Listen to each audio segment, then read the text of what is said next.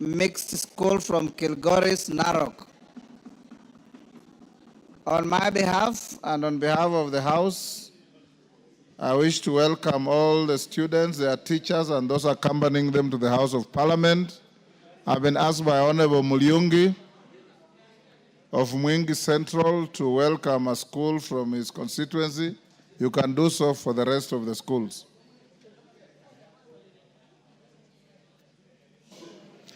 Thank you, Mr. Speaker. Mr. Speaker, allow me to welcome all the schools which are visiting Parliament today to this House, and in particular Kitenga Primary School from my constituency, Mwingi Central. You're welcome to Parliament, and I encourage you to aspire to one day come to this House, and also to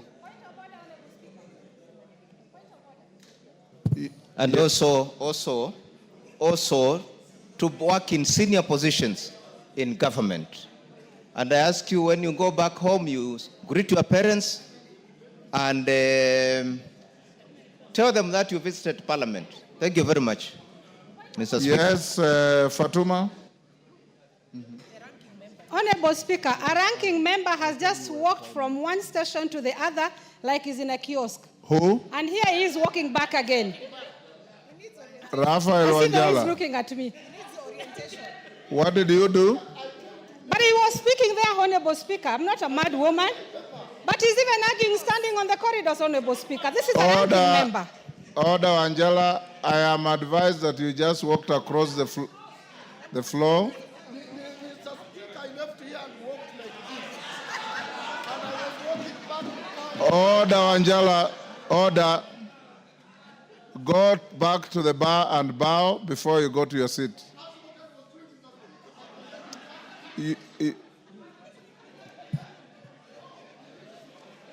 Next. Order number 7, questions and statements. Yes, Melly. Honorable Melly. Thank you, Honorable Speaker. Honorable Speaker, I rise to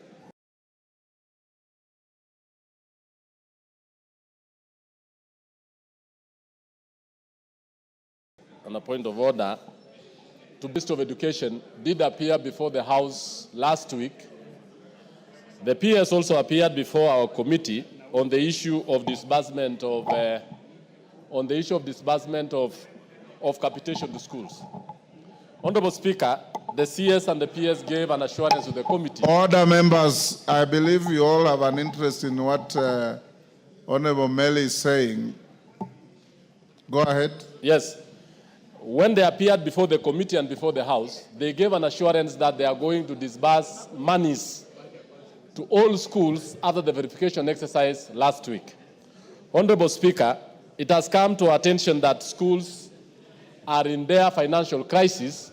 They are about to sit for exams. They are also closing, and that suppliers and even purchases of essentials cannot continue. Honorable Speaker, this House knows that by next week, that is by next week on 21st, the national exams will begin. That is KPSEA, the KCSE exams, and even the KJSEA. Honorable Speaker, I want to bring to the attention of this House that the Honorable CS and the Honorable Principal Secretary are supposed to be compelled to ensure that monies reach schools. Why we are saying this, Honorable Speaker, is that when he appeared before the House and before the committee, they had made a resolution that by the end of last week, money shall be paid to all schools after the verification exercise. We did agree with them as Education Committee that let them carry out verification exercise so that we can ascertain the issues of ghost schools, ghost learners, and all the likes which they had put across. But up to now, many schools have not received their capitation money. Many schools have not received and are not able to purchase the lab equipments on time, and therefore they are not able to meet their requirements. So, Honorable Speaker, I want to urge you to give us direction on this, because I want to give the direction on this because the House does not actually give directions in vain. I thank you, Honorable Speaker. Yes, Bayer, Owen. Honorable Speaker, I would like to weigh in on this matter, as put by the Chair of the Education Committee, Honorable Meli. Honorable Speaker, this matter of school capitation is an important matter. It's a dire issue. Schools have not received capitation, and yet schools are about to close. Supplies to schools have stopped, Honorable Speaker, and we have a situation where schools are getting grounded. Honorable Speaker, I want to state here, when Cabinet Secretary comes to this House, Honorable Speaker, and I am called by the Speaker to escort him or her to come and make a statement, it is a statement that I should, or the leadership here, should be able to stand by it. It is a statement that should be foolproof, Honorable Speaker. It is a statement that should actually be authentic, Honorable Speaker. But when a Cabinet Secretary comes here, makes a statement, and walks out here, and the opposite happens, Honorable Speaker, we remain in a state of shock, Honorable Speaker. This is the august House. This is the House that the truth must be told, and only the truth. And action must be accompanied by the issues that government officers say here, Honorable Speaker. Today, schools in Kilifi and schools all over the country have no money, have no resources. And we would like the Cabinet Secretary to be called back here and Exchequer release the resources. Otherwise, we have an opportunity to censure a Cabinet Secretary when we have a situation like this, Honorable Speaker. And I would like members of Parliament here to stand up against such things that be said here by Cabinet Secretary, Honorable Speaker. And I would like to ask, as Jack Wamboka engages the Speaker, Honorable Speaker, we would like to get the Speaker's attention, because we would like to get his direction on this matter. So I would like to ask the Honorable Jack Wamboka, I know he has the ear of the Speaker, but allow the Speaker also to have to give us his ear. Yes. Honorable Speaker, we would like a direction on this matter, a strong direction.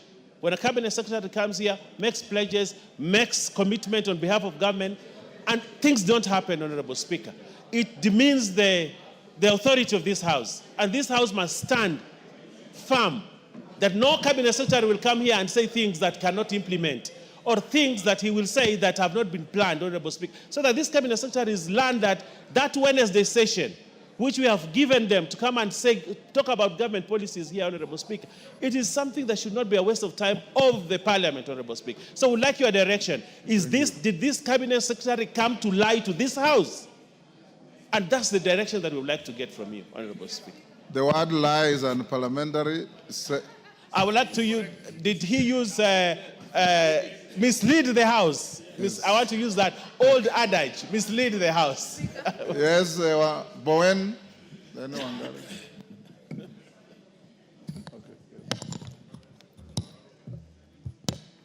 Give Bowen the mic.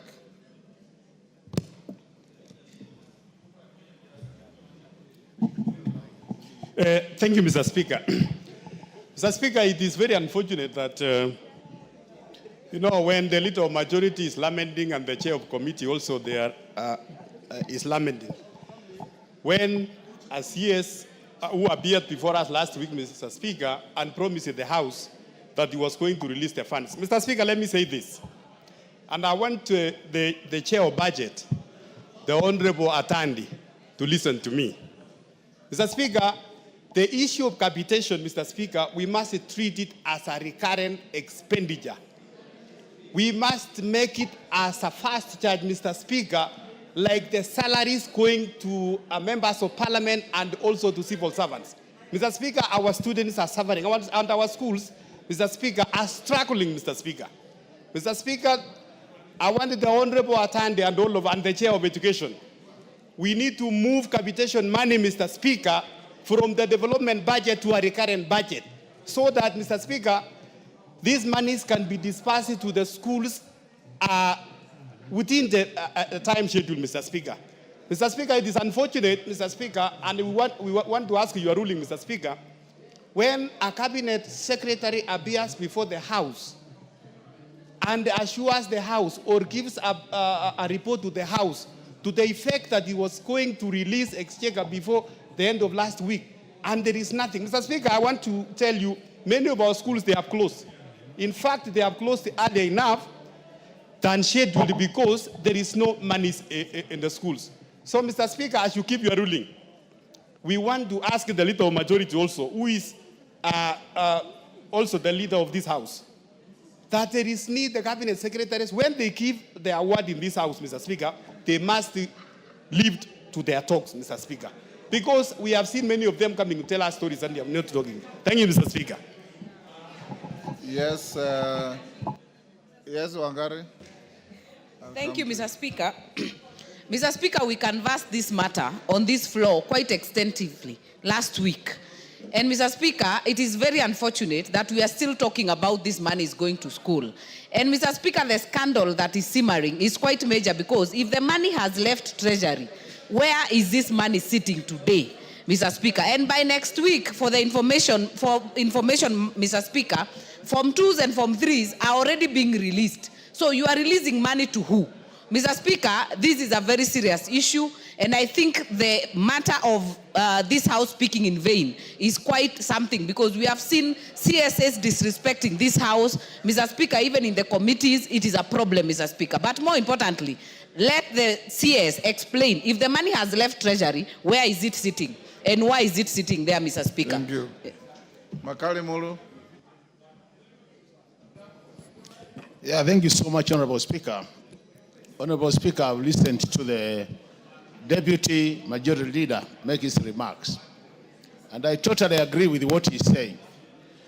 But, Honorable Speaker, I have my own concerns. Honorable Speaker, you see, the first question I'm asking myself, is this the first Cabinet Secretary to lie to this House or to mislead this House, Honorable Speaker? And the answer to that question is no. I think, Honorable Speaker, there is this saying, and I want to put in the quotes because it's a Swahili saying, Honorable Speaker, that mwiba wa kunjidunga hauna uchungu. I think, Honorable Speaker, we might be allowing a lot of opportunity and room for some of these cabinet secretaries to take advantage of this House. Honorable Speaker, I do propose this. The link to the executive in this House is the majority side of the House, Honorable Speaker. So when we see the majority side lamenting, Honorable Speaker, I get very concerned. Honorable Mbaya and Honorable Ichungwa, you have your assignment already cut. Your job is well cut, please. Provide leadership and let's do what is necessary in this House to make sure that House resolutions are respected. I submit, Honorable Speaker. Thank you so much. Yes, KJ.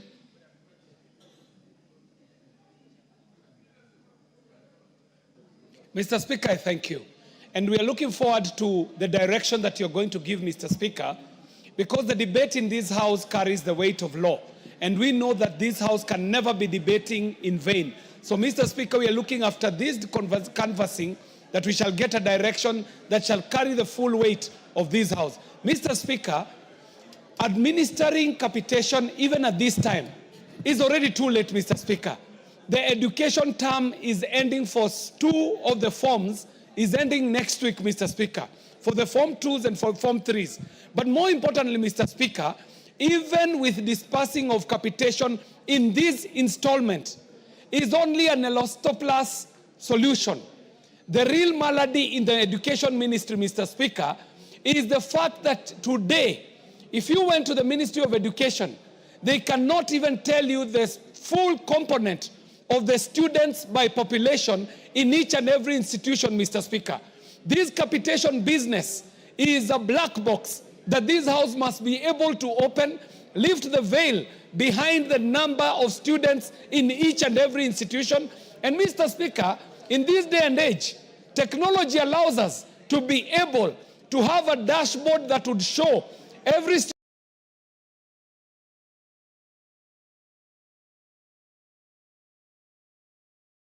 student who comes into school and every student who leaves the school. But today, how many students are in our schools across the country? Mr. Speaker, the other thing is the submission of these monies. When we give capitation, schools also still request for other monies from parents. How that is done, Mr. Speaker, if we were to bring technology to it, Mr. Speaker, we would clear out this whole business of school fees. And the technology exists, Mr. Speaker. Posta has a payment solution. Posta is government. The schools are government. Why does it become so hard for Posta to be the collecting agent for government, being a government institution, and as such utilize the technology that is available for us to, one, be able to establish how many learners do we have in our schools and how this money can reach the schools for the benefit of our learners. I thank you very much, Mr. Speaker. Yes, member for Nyando. Jared. Honorable Speaker, I thank you very much. And additionally, I would want to delve into this matter. Honorable Speaker, as has been alluded to, next week all our schools are breaking for the longest period, reporting back in the month of January 2026. Honorable Speaker, even as we speak, the second term's capitation has not been submitted to schools in total, and therefore there is a huge backlog that needs to be addressed by the Ministry of Education. Honorable Speaker, I will be remiss not to remind the House that towards the end of this last financial year, which is June 30th, Treasury had already submitted to counties all the monies owed to them, and all the CDF monies had already been submitted into our accounts, Honorable Speaker.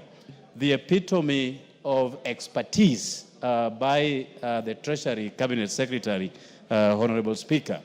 And therefore, if money has already been disbursed to the Ministry of Education, we only need to look at the paper trail to find out exactly where that money is and why it is gathering dust where it should not be, Honorable Speaker. Our teachers are really suffering, Honorable Speaker, taking care of children amidst the difficulties of our economy, Honorable Speaker. And therefore, it is incumbent upon this House, through you, Honorable Speaker, to make an equivocal pronouncement as to what needs to happen between now and the next week before schools break for the longest holiday, Honorable Speaker. And with that, I thank you. Thank you. Morogara. Thank you. Thank you very much, Honorable Speaker. Honorable Speaker, matters education are actually becoming more emotive than matters land in this country. Every citizen is concerned, especially where matters education are not going right. Mr. Speaker, we've just completed the third term, and especially in the eastern region, which are rampant with the drought and lack of water and food, students have had to scrape through school without food and without water. And now, these students are going to do exams, again, without food, no water, because of lack of capitation. I think it is high time this House stood its ground. I think sometimes we are being taken for granted, and especially by cabinet secretaries. The reason being, we were here the other day debating on the e-procurement, and this House made a decision. What is interesting is we were able to listen over the media. Some of the cabinet secretaries faulting the House when we had done the right thing. I think it's a high time we actually held the executive to account, ministers to stick to their words, and they carry those words through. It is still questioned, where is capitation money? Why are our children going to do exams under very hardship circumstances when actually we know for sure this House provided for the money and the money was available? Somebody somewhere should actually answer this. Thank you, Honorable Speaker.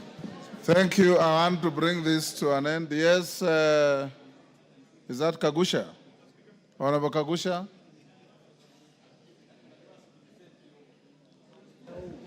Thank you, Honorable Speaker. The people in this republic seem to think that the National Assembly is playing second fiddle to the executive.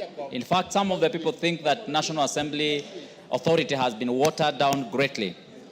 Honorable Speaker, the reason why our people seem to think so is because every other decision that is taken in this House is not being taken seriously by the executive.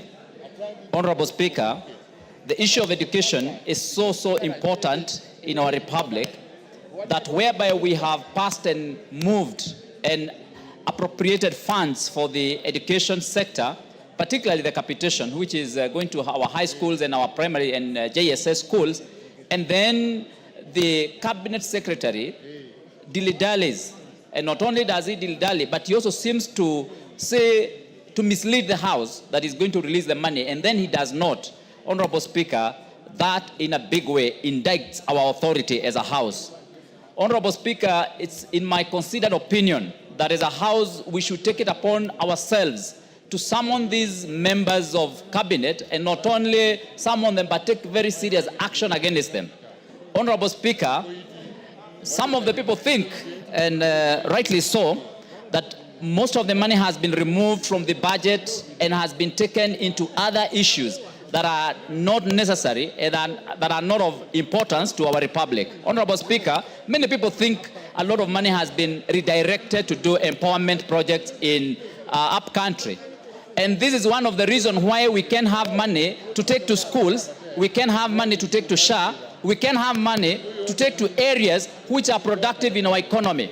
Honorable Speaker, if you look at the gravy train that the cabinet secretaries have engaged in, including what we have seen as security machinani. Honorable Speaker, a lot of money is being spent in the wrong way. A lot of money is being redirected. Order, Kagusha. Focus on the matter before the House. Thank you. We are talking about capitation. Thank you, Honorable Speaker. You are wandering all over. On the issue of capitation, Honorable Speaker, you realize some of the members, some of the schools have submitted the names of the students who are in their schools. But Honorable Speaker, most of those names are still missing. So even when they receive the capitation, Honorable Speaker, it's still not sufficient, or it still doesn't cover the students, because some of the schools have as few as half of the population captured in the system, yet they have registered all of them. And so, Honorable Speaker, that is becoming a big problem. Remember, even if this capitation is still sent to schools, they are still not going to be able to procure because the EGP is not working and most of the suppliers are not supplying the schools. Even this institution here is having problems with supplies because the EGP system is not working. Yet this House had taken a stand and had given a way forward. And the executive have refused to follow the directions of this House. Honorable Speaker, it's high time you took action and we start as a House we are, so that we have our authority that is going to guide this country in the right direction. Thank you, Honorable Speaker. Majority Leader. Thank you, Honorable Speaker. Honorable Speaker, let me just begin from where Honorable Kagushia has stopped. First, to state that as members of Parliament, we have a duty and a responsibility bestowed on us by the Constitution to oversight the executive. And oversight, Honorable Speaker, I want to believe is what the Honorable Makali Mulu was speaking about when he said, he referred to me, said my work is well cut out. But I want to paraphrase that and say our work as members of Parliament is well cut out in the Constitution, to make sure that we offer meaningful oversight and represent our people. And I must thank the chair of the Education Committee, the Honorable Meli, because what he's doing now is offering meaningful oversight over the Ministry of Education and also representing the millions of our children who are in schools who deserve to get what they deserve to get at the right time.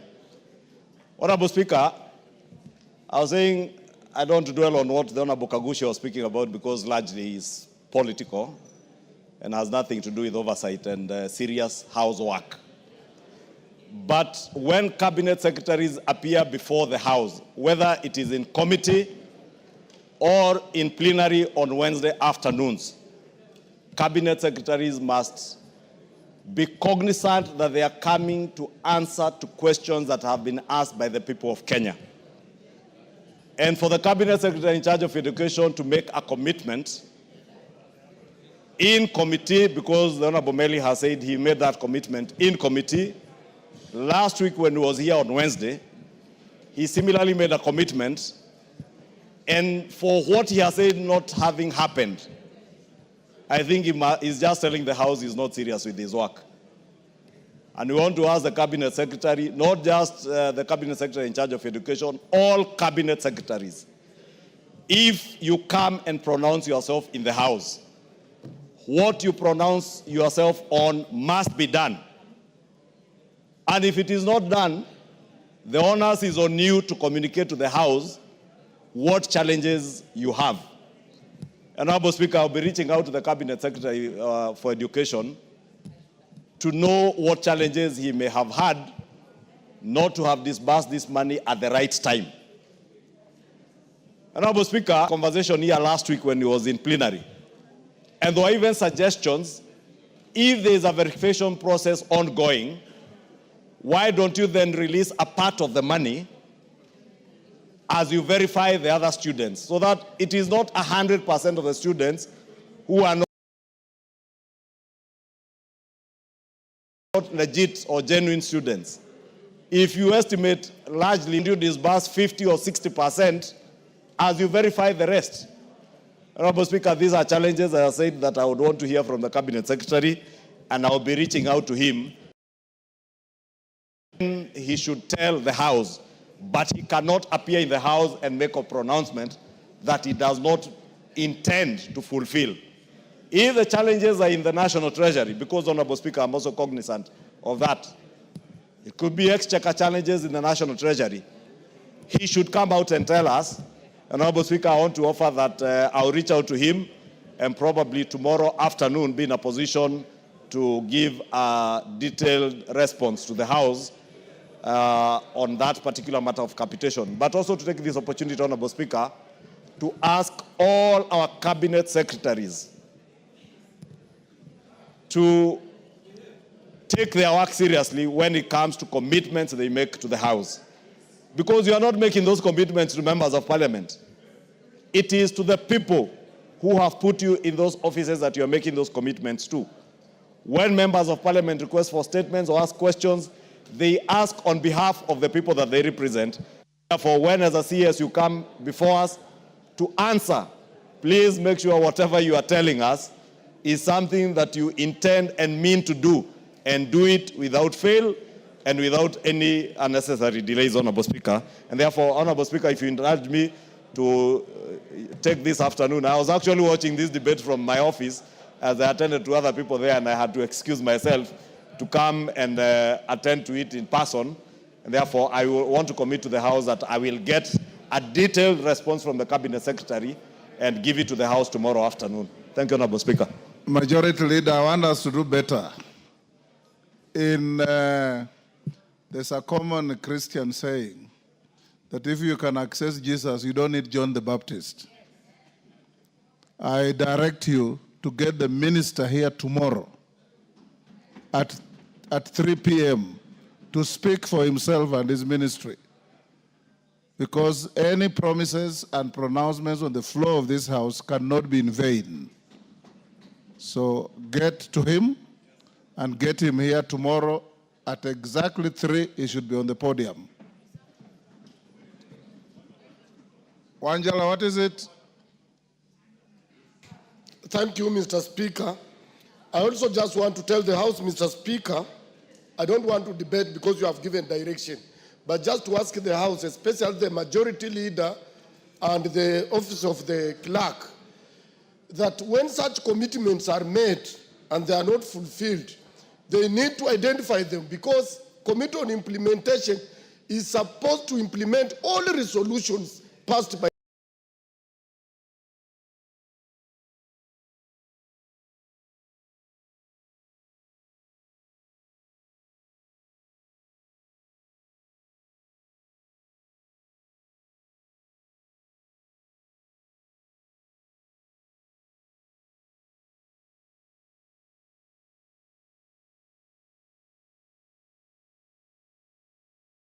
this house, and we have powers to...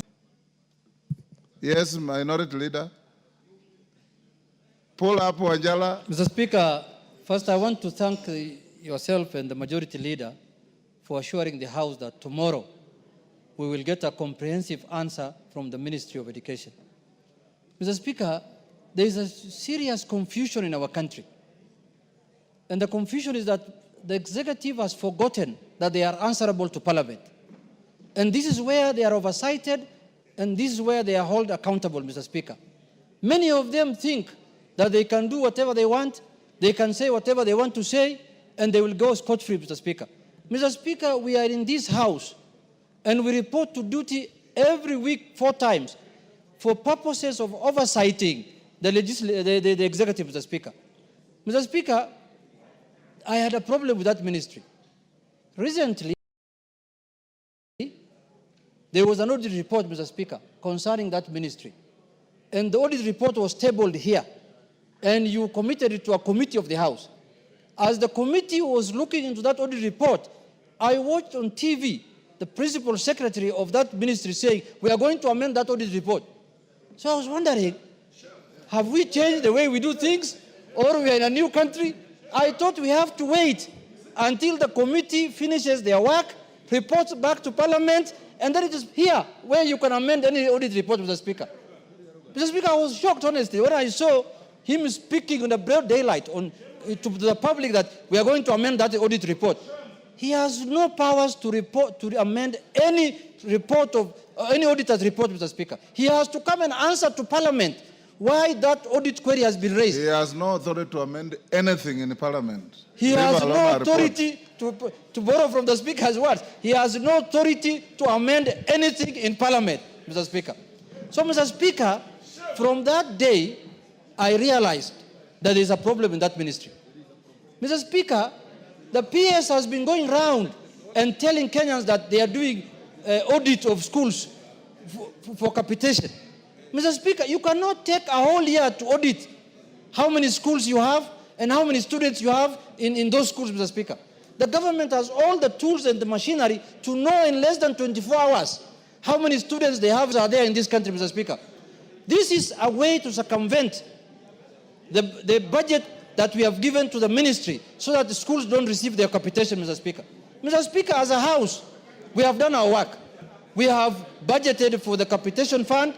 We have appropriated the funds.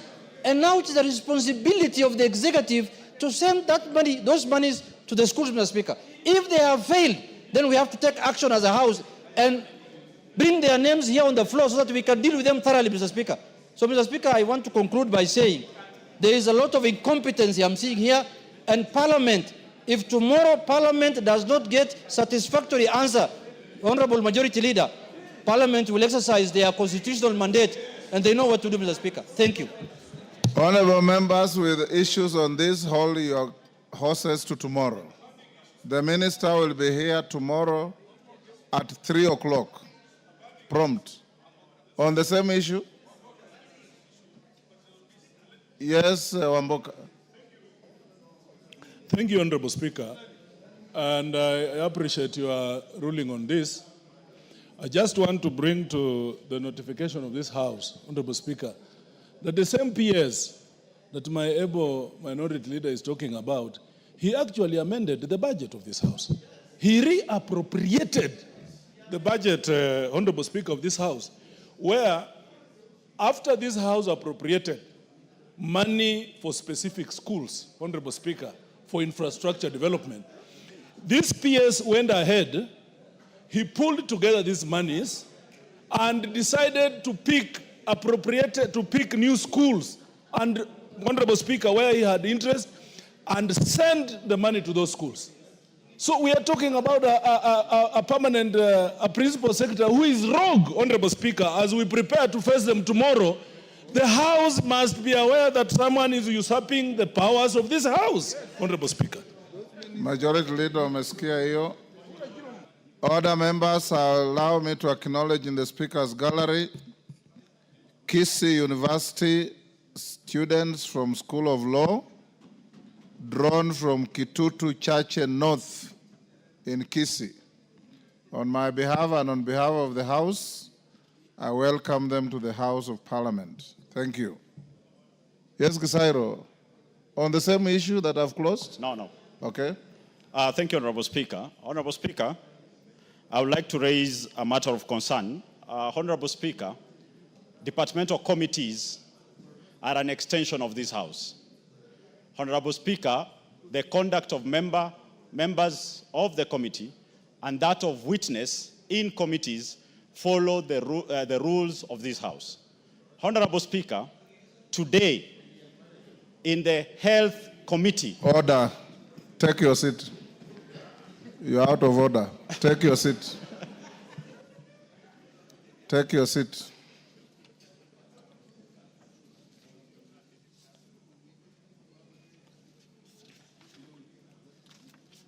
We'll go to statements.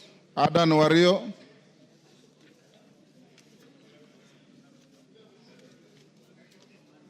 Adan Wario. Go ahead. It's Ade Wario, Mr. Speaker, not Adan Wario. Pardon? It's Ade Wario. Ade Wario. Yes, please. Thank you very much.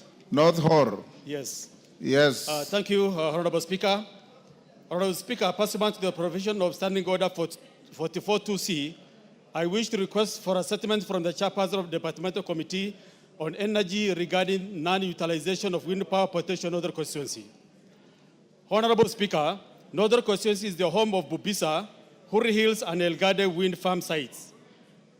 Power projects that were conceptualized to tap into the renewable energy resources of Marsabit County.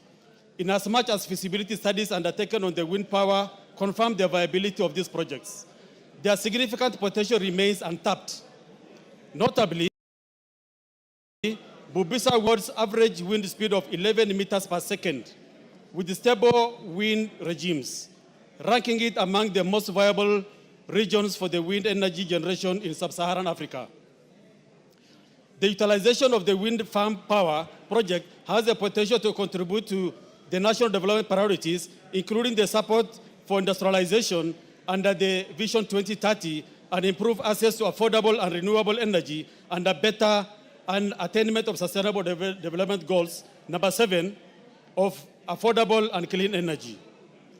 Honorable Speaker, it is against this backdrop that I request for a statement from the chairperson of the Departmental Committee on Energy on the following. Plans in place to tap into wind power potential in Bubisa, Huri Hills, and Elgade wind power projects, including steps taken towards licensing and development of the projects. Measures being undertaken by the Minister of Energy and Petroleum to fast-track the implementation of a clear policy for harnessing the wind power potential in Northern Constituency. And finally, specific timelines within which the ministry intends to allocate resources and commence development of wind power projects in Northern Constituency. Thank you, Honorable Speaker. Thank you, Honorable Wario. Chair Energy. Chair Energy. Yes. Honorable Speaker, we ask to be given 2 weeks. Then we will be able to give an answer. 2 weeks will be on recess, 3 weeks. Thank you, Mr. Speaker. Okay. Peter Masara. Honorable Peter Masara.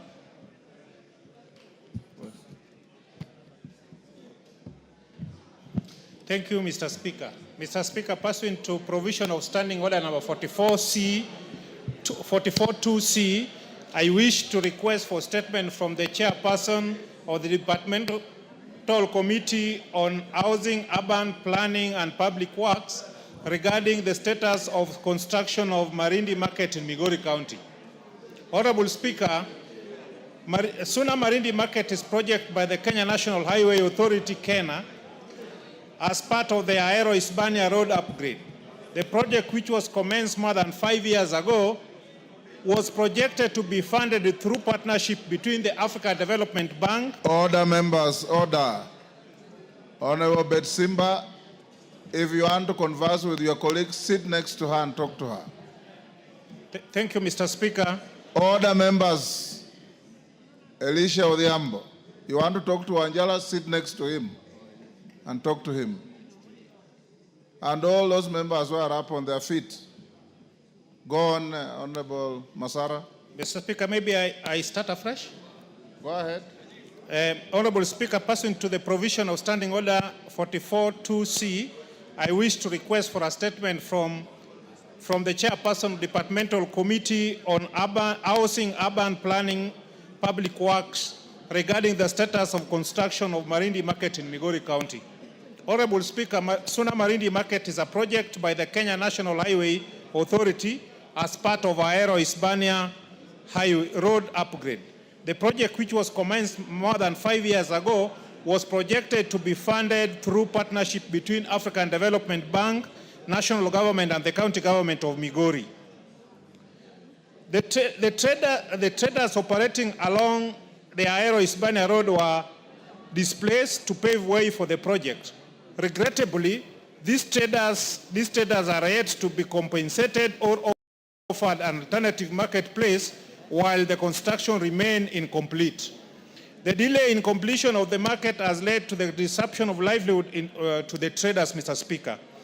Honorable Speaker, it's against this background that I request for statement from the Departmental Committee on Housing, Urban Planning and Public Works on the following. 1, the status of the construction of Suna Marindi Market in Migori County, including funding arrangements and the expected date of completion, and measures put in place to compensate traders operating around Suna Marindi Market and along Aero-Hispania Road who were displaced following the commencement of the project. Thank you, Honorable Speaker. Thank you. Chair, Housing, Urban Planning and Public Works. Owen Bayer, inform Chair Housing to bring a response.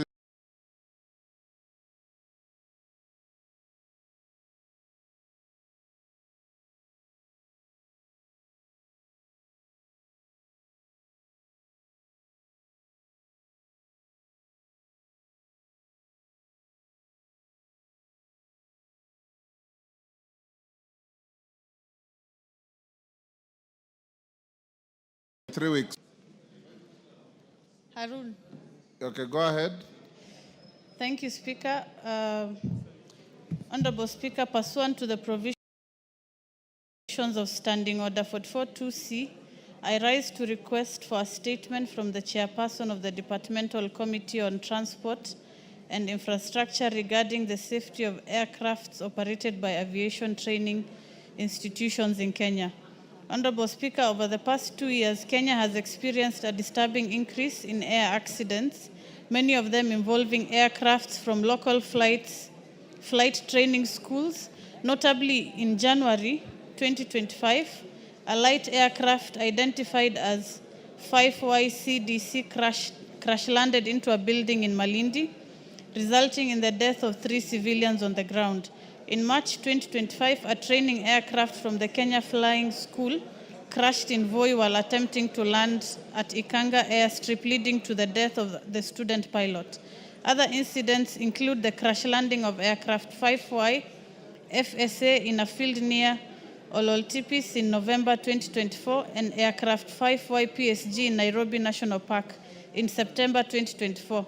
Particularly devastating was the March 2024 mid-air collision involving a Safari Link Aviation Flight 53 and Cessna 172 operated by a flying school, which resulted in the death of both the student pilot and instructor. These accidents highlight the urgent need for enhanced oversight and safety measures within aviation training institutions. Honorable Speaker, it's against this background that I request for a statement from the Chairperson of the Departmental Committee on Transport and Infrastructure on the following. A report on the condition of light aircrafts utilized by the aviation training centers in the country, including the frequency and adequacy of inspections of both aircrafts and airstrips to safeguard student pilots and instructors.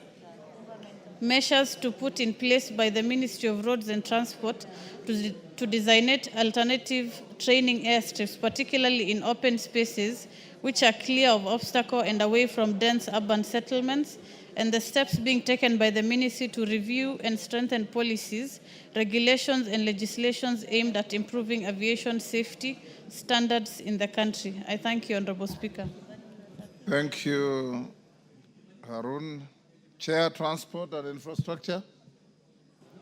Thank you, Mr. Didymus. Speaker. We will respond when we come back from recess, Honorable Speaker. 3 weeks. 3 weeks. Responses. Is Raila'S Sangaire in the House? Raila'S Sangaire. Response deferred. Is Doris Donya in the House? Doris Donya? Yes, Fatuma, what are you saying? She has stepped out to the small room. You can guess. Francis Sigay, Chair, Trade, Industry and Cooperatives. Chair, Trade, Industry and Cooperatives, Shinali, isn't that you? Yes, yes. You have a response to Ambassador Sigay? It will be ready shortly, Speaker. Pardon? I'm not ready yet. You are not ready? Yes. Until when? Maybe if I've given a chance after 20 minutes. 20 minutes? Yeah. You know the House cannot sit and wait for you to be ready. Yeah.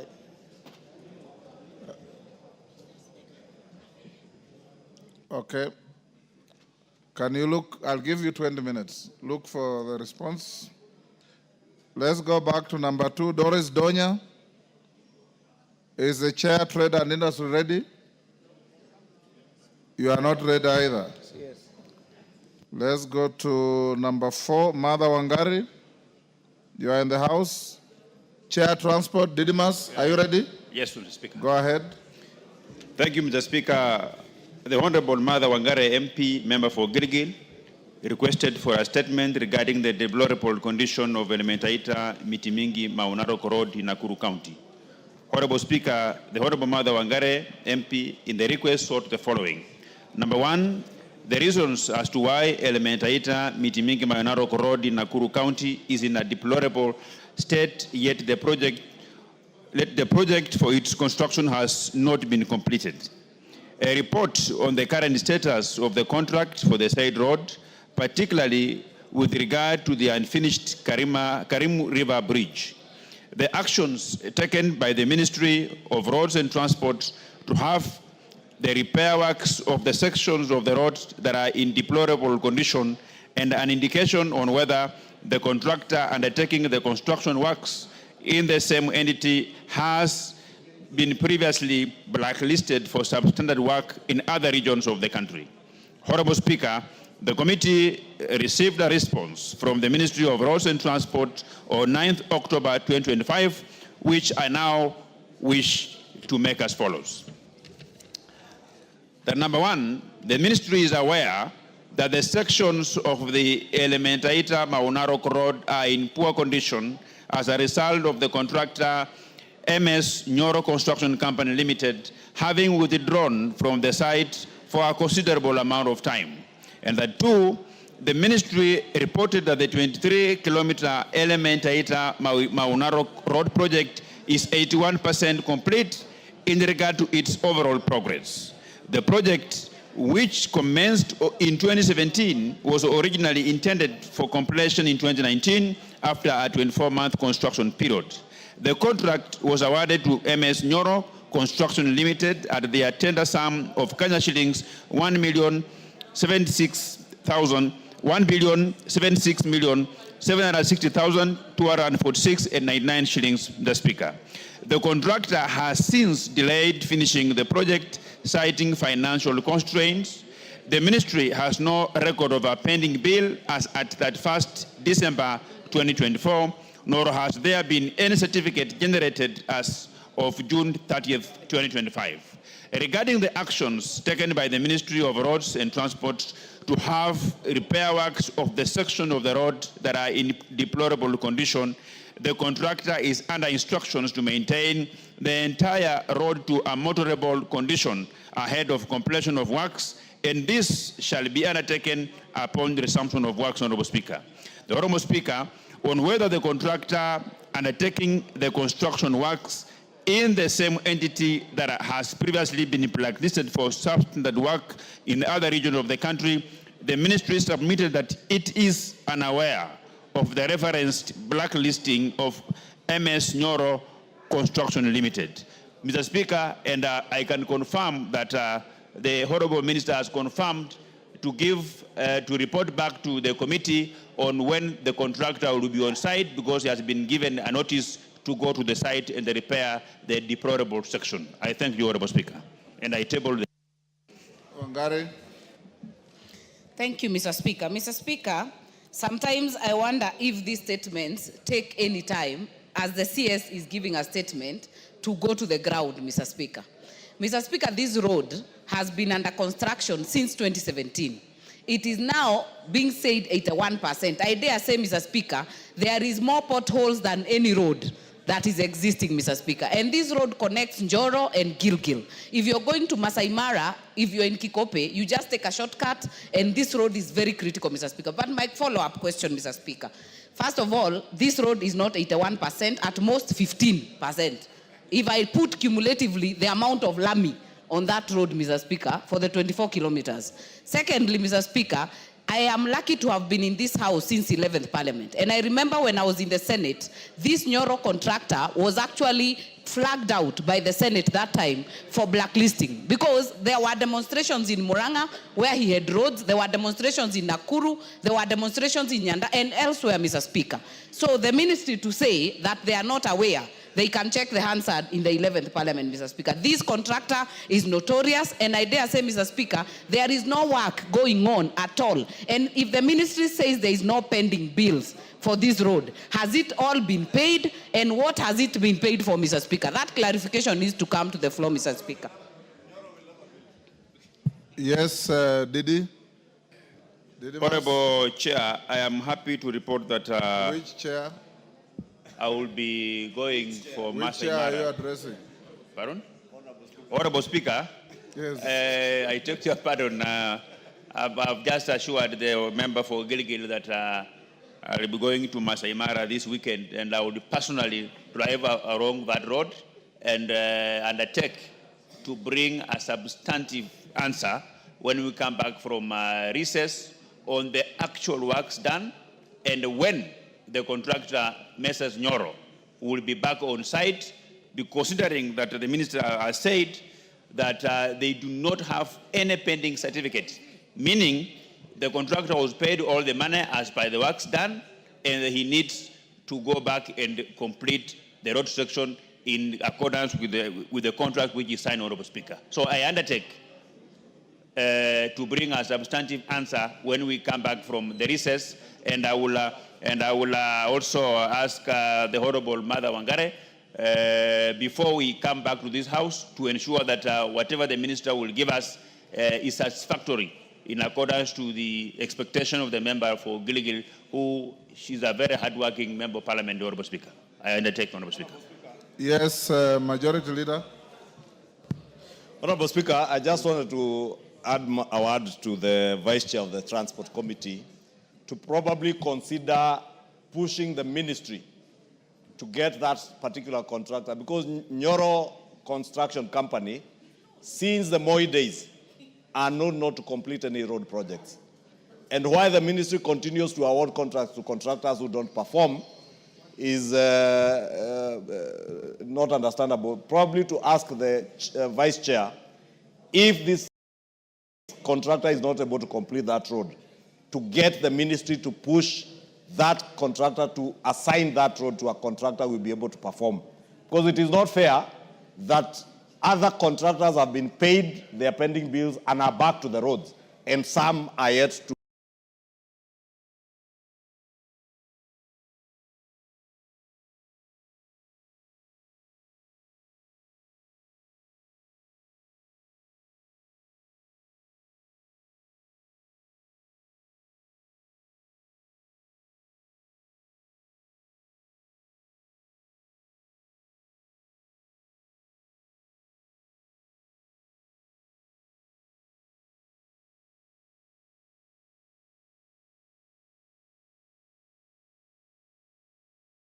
to get back to their road.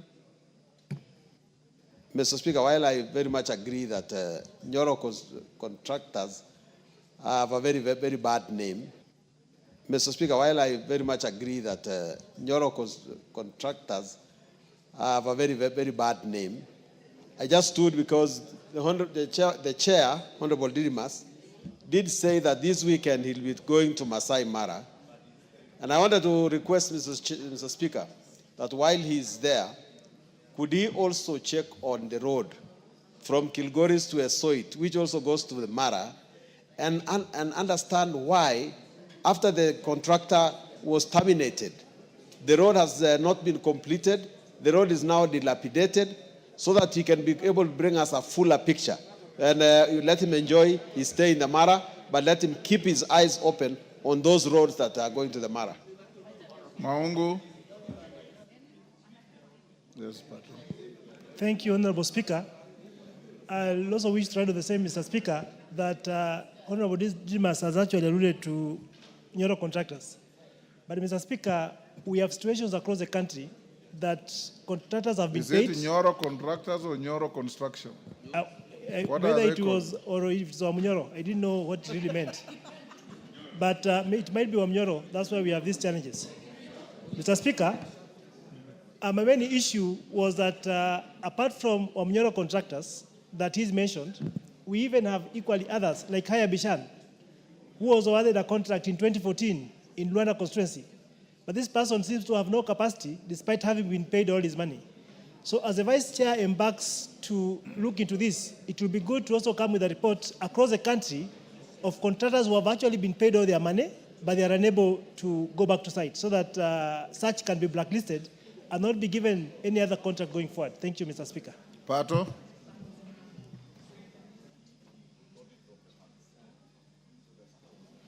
Thank you, Speaker. Speaker relies on the same issue because, Speaker, we have contractors in this country who were given loans and they closed shop a long time ago.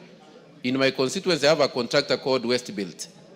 Westbuilt closed the company and they stopped construction works, but he still owns projects in my constituency, like the Chuka University Accessway.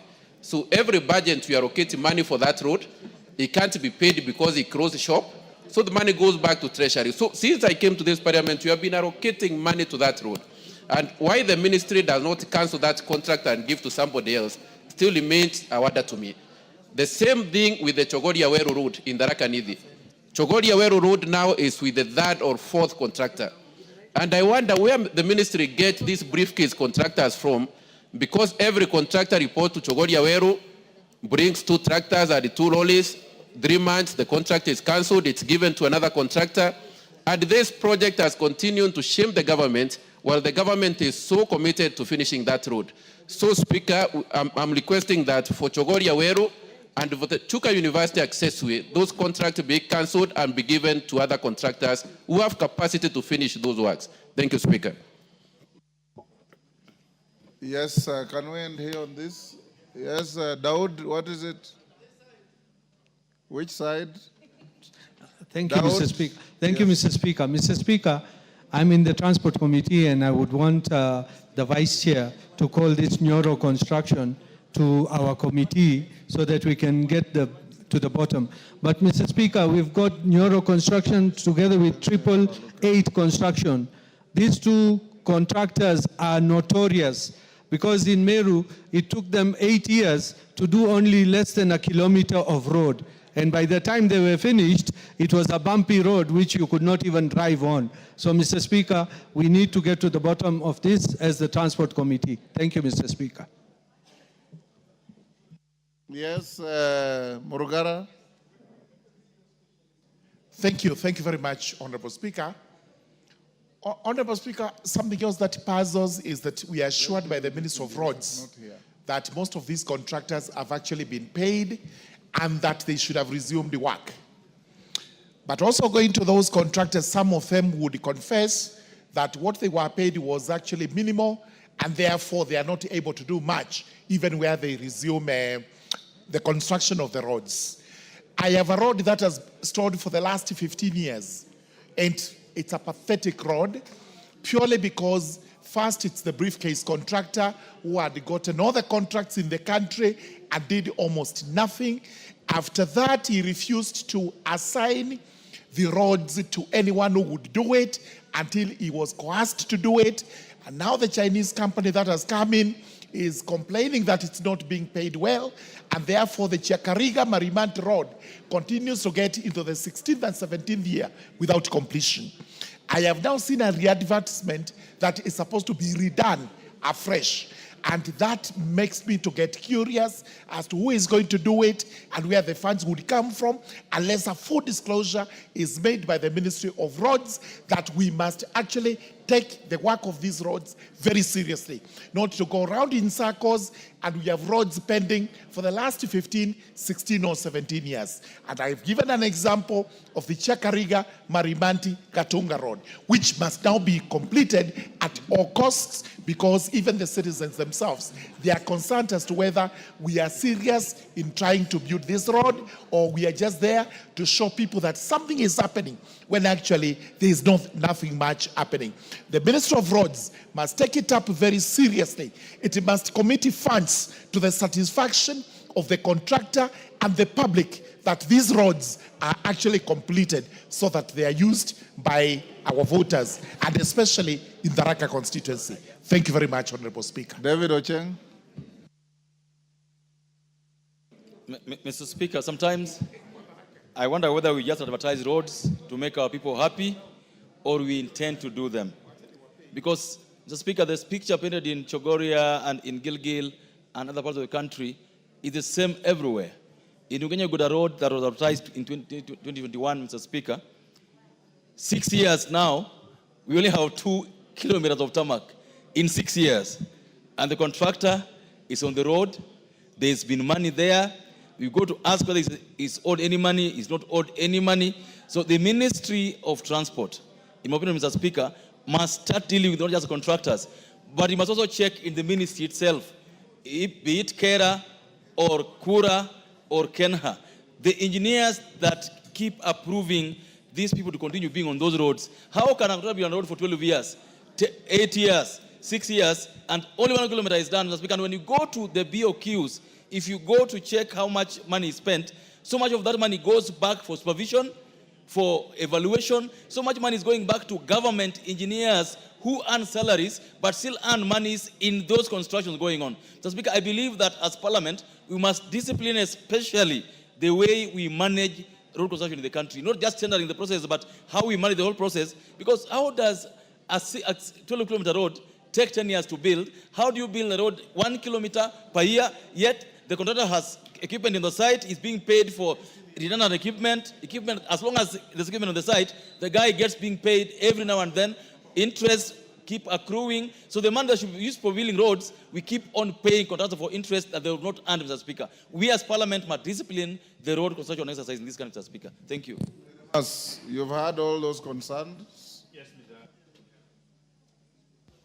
Thank you, Mr. Speaker. I have taken note of all the concerns for members, and I undertake to get much more deeper into this matter in terms of understanding why this contract has taken so long, and in the event that the contractor has deserted site, what step that the ministry is going to take to ensure that the contractor is kicked out and the remainder of the road is actually repaired under his cost, so that we don't have a scenario where Kenyans lose their money and the people of Gilgil continue to suffer because of the behavior of this particular contractor, Honorable Speaker. And I also want to go and to the archives and retrieve the notice that has cited this contractor, and we can renew it to ensure that this contractor should not be given any work again in the country, because it seems to be a conduit where Kenyans are losing money, Honorable Speaker. So I undertake to come back before this House when we come back from recess with a substantive answer that I'm sure the Honorable Member will be satisfied. I thank you, Honorable Speaker. Thank you. We'll release the matter in the first week after recess. Ambassador Sigei, you're in the House. Shinale, are you ready now? Okay. Respond to Ambassador Sigei's Thank you, Honorable request. Speaker. Honorable Speaker, I want to give a response to a follow-up response to the statement by Honorable Ambassador Francis Sigei, MP, member for Sotik constituency, on the status of the new cooperative creameries Sotik factory.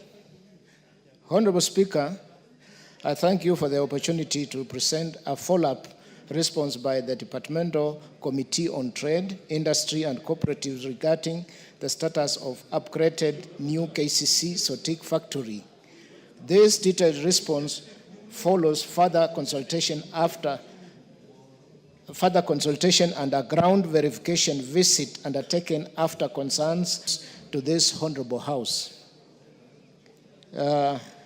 Honorable Speaker, about modernization progress, Honorable Speaker, the committee affirms that the modernization of the new KCC Sotik factory has been successfully undertaken between financial year 2016-17 and 2020-2021. The funds were utilized to replace obsolete machinery, enhance production efficiency, and improve plant reliability, therefore positioning the factory as a key processing hub within the region. And on ongoing production activities, Honorable Speaker, during the site visit, the committee confirmed that the production of mala and fresh pasteurization milk is ongoing at the new KCC Sotik factory. This clarification addresses earlier uncertainty and affirms that the facility is fully operational, contributing to value addition within the dairy sector. Mr. Speaker, on the enhanced processing capacity, following modernization, the new KCC total national processing capacity has increased from 300,000 liters per day to 875,000 liters, with the Sotik contributing an additional 100,000 liters per day. On improved farmer earnings and market assurance, Honorable Speaker, the committee observed that the dairy farmer payments in Sotik cluster have grown from Kenya shillings 640 million in financial 2018-2019 to Kenya shillings 1.05 billion in financial year 2023-2024. The introduction of rolling 14-day payment cycle and the establishment of revolving fund have further strengthened liquidity, improving payments timelines. On labor and staff welfare, Honorable Speaker, the upgraded Sotik factory currently employs 1,052 permanent staff and 1,154 casual workers engaged on a needs basis depending on production volumes. The committee noted that management has initiated a review of wage structure and overtime policies to ensure timely compensation and full compliance with the labor laws. On strengthened farmer participation, Honorable Speaker, the committee noted that the farmers are now more actively involved in new KCC operations through structured cooperative societies, regular consultation meetings, and extensive services. These interactions promote inclusivity, improve production, and enhance transparency in milk collection and payment processes. On energy efficiencies and quality assurance,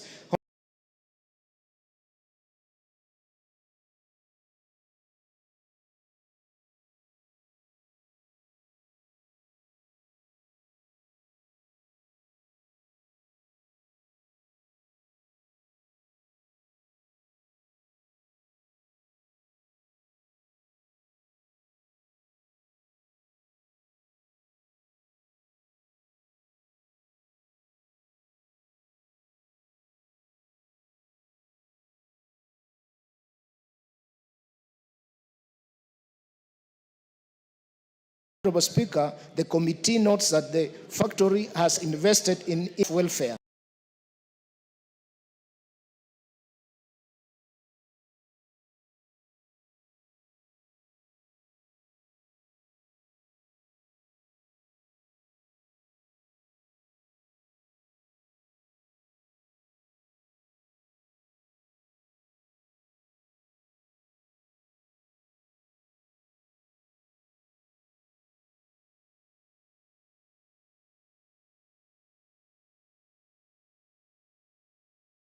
Additionally, a joint infrastructure and improved way of tackling a model of modernized way of tackling delayed payments, the factory stands a model of modernization within Kenya's dairy sector.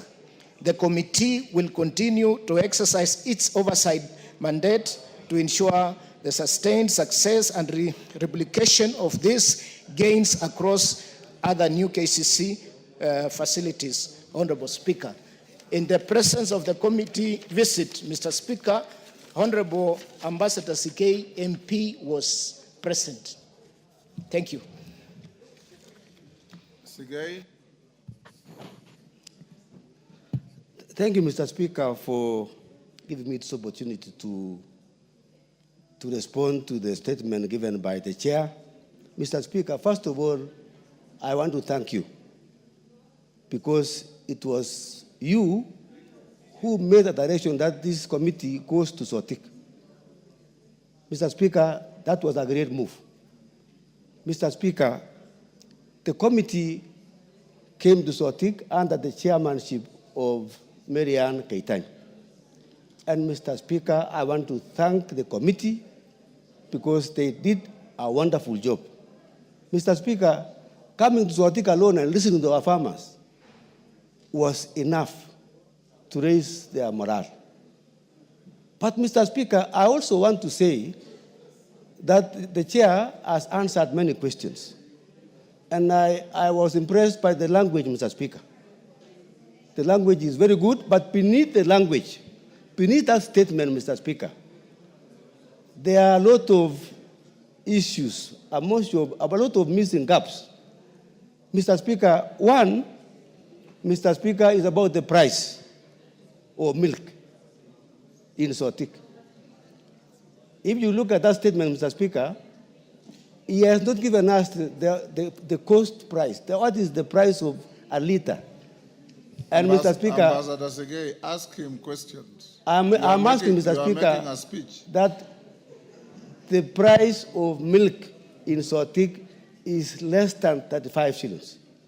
Mr. Speaker, I would like the chair to do his investigation because the price at the moment is not what he has said.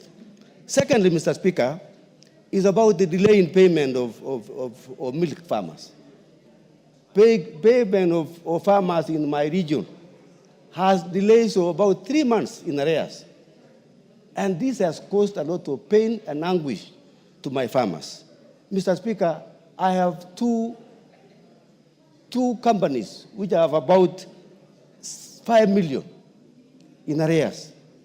And you can imagine, Mr. Speaker, how these farmers are feeling, how they are undergoing problems. I would like to hear more about that one. Mr. Speaker, also, Mr. Speaker, I want to report to this House and the chairman that the Mala line was only operational on that day you came to Sotik. The following day, there was nothing. Nothing was going on in the Mala line. And I would like to request the chairman that maybe we will lead another comprehensive answer so that we can be able to understand. Farmers are listening to me, Mr. Speaker. And we would like to see what is going to happen. Thank you. Thank you. Sunguli. Let's take Sunguli as well. Mr. Speaker, I want to join that statement to request for more clarification. Because, Mr. Speaker, Kilgore's new KCC cooling plant takes its milk to Sotik. And for 3 months now, actually since July, the farmers have not been paid for their milk. We have been faithfully supplying milk to KCC, but there has been no payment. Indeed, actually 2 weeks ago, there was a demonstration of the people of Kilgoris, the farmers of Kilgoris, against KCC for not paying the farmers. I was listening to a very rosy statement by the chairman saying that payment periods have become better. They haven't become better. Can you go back and tell us, when are our farmers going to be paid for their milk?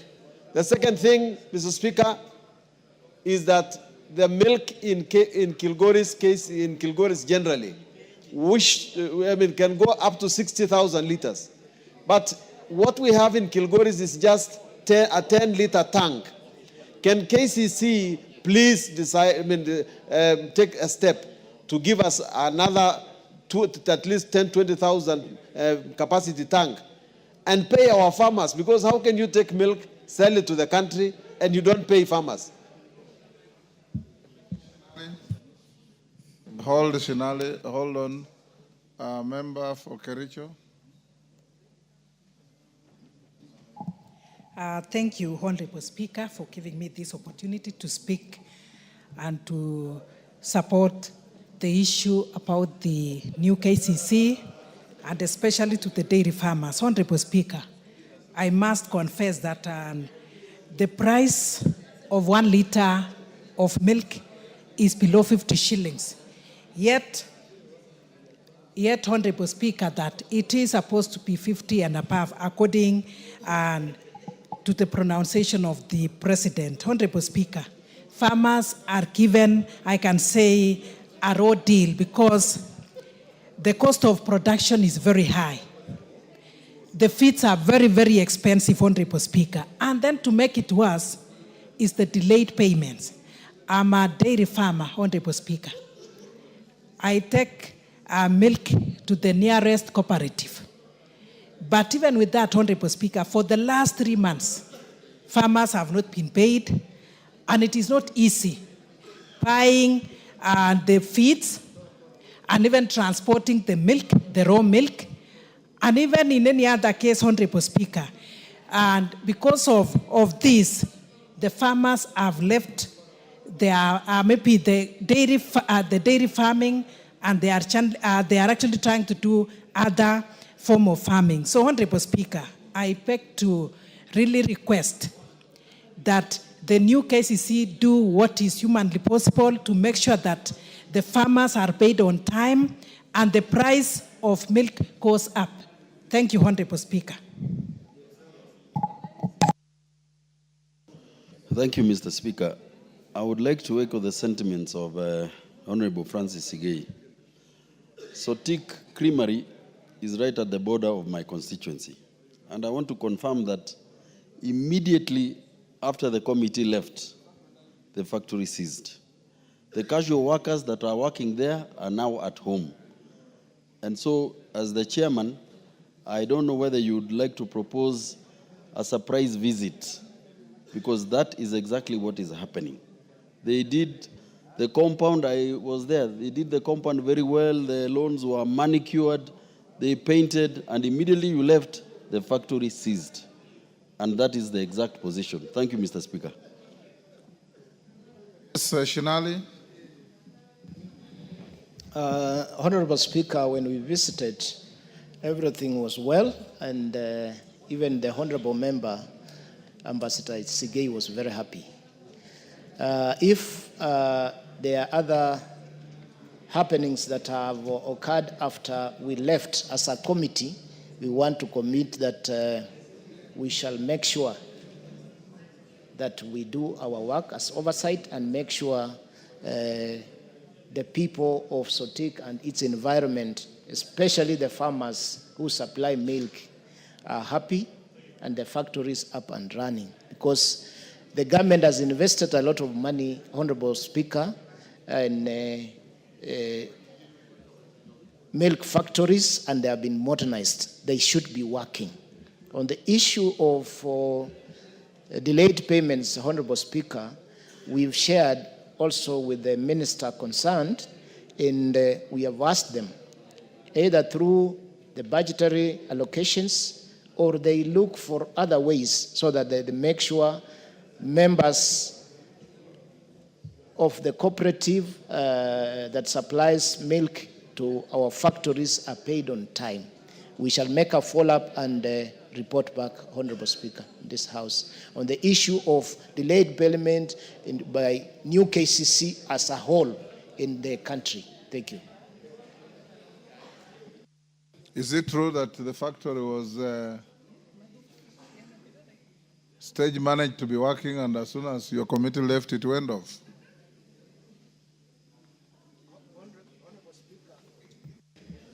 Honorable Speaker, when we were there, the factory had been working and we left it working. Because if something is working for a day, you can actually see.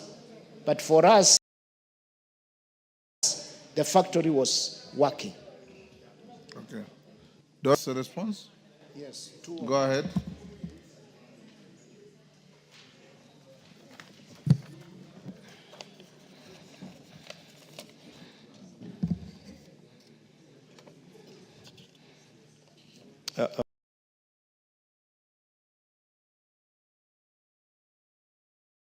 Honorable Speaker, thank you. I will start, but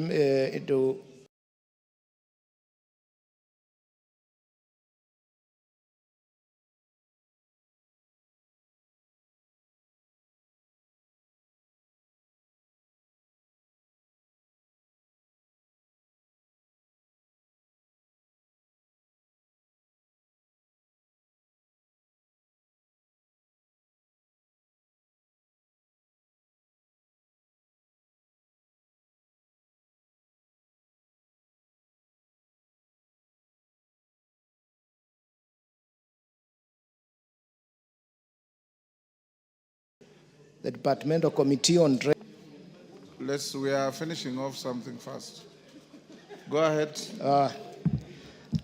Honorable Speaker, let me give a background of the same so that Honorable Speaker, I finalize by answering. Honorable Speaker, in 1974, teachers from the present-day Kisii and Nyamira counties began contributing Kenya shillings 20 monthly towards the establishment of the Kisii Mwalimu Investment Company Limited, which was formally incorporated in 1982. The company aimed to promote collective investment and economic empowerment among teachers in the region.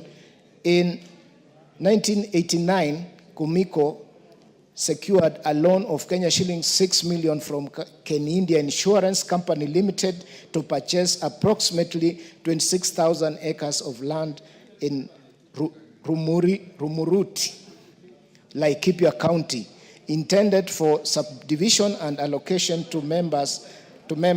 However, due to financial challenges, the company defaulted on loan repayment and the amount accumulated interest, rising to Kenya shillings 8 million. As a result, Ken India Assurance issued a notice of intention to auction the company's key assets in Kisii town, namely Mwalimu House and the Mwalimu International Hotel. To avert the action, a series of consultative meetings were convened between the Kenya National Union of Teachers, NAT, the Kumiko Board of Directors, and other stakeholders. It was agreed that the Kisii Mwalimu Sacco would become the majority shareholder by purchasing 400,000 shares in Kumiko at the Kenya shillings 20 shillings per share, amounting to Kenya shillings 8 million. The proceeds were applied directly to clear the Ken India loan, thereby safeguarding the company's properties at the time. Kumiko had 8,260 shareholders, each holding approximately 88 shares. Following this arrangement, the then board of directors of Kumiko voluntarily resigned and transferred management of the company to the management committee of Kisii Mwalimu Sacco under the facilitation of NAT. The process was subsequently affirmed through judicial rulings, including A, miscellaneous civil application of number 2 of 2017 in Kasmil Lucas Nyang'au and others versus Kusi Mwalimu Sacco Limited and Attorney General. And B, Environment and Land Case number 497 of 2014 versus Kisi Mwalimu Investments Company Limited and Kusi Mwalimu Sacco Society. Honorable Speaker, this ruling confirmed that the procedures undertaken were transparent, lawful, and consistent with the relevant legal frameworks. In the company's annual general meeting held on 27th August 1999 and attended by 4,200 shareholders representing more than 50% of the membership, members unanimously resolved to voluntarily and wind up Kumiko and transfer all properties, including Mwalimu House and the Mwalimu International Hotel, to Kusi Mwalimu Sacco at market valuation. All properties were professionally valued, transferred at fair market rates, and fully paid for by the Sacco. The proceeds were used to clear outstanding liabilities and operational expenses, with the surplus distributed to all shareholders according to their shareholding. The liquidation process was supervised by Mr. Edward Okodi Ongiti, liquidator, assisted by Mr. Alfazad Mukikoyo, legal counsel. Despite the lawful completion of the process,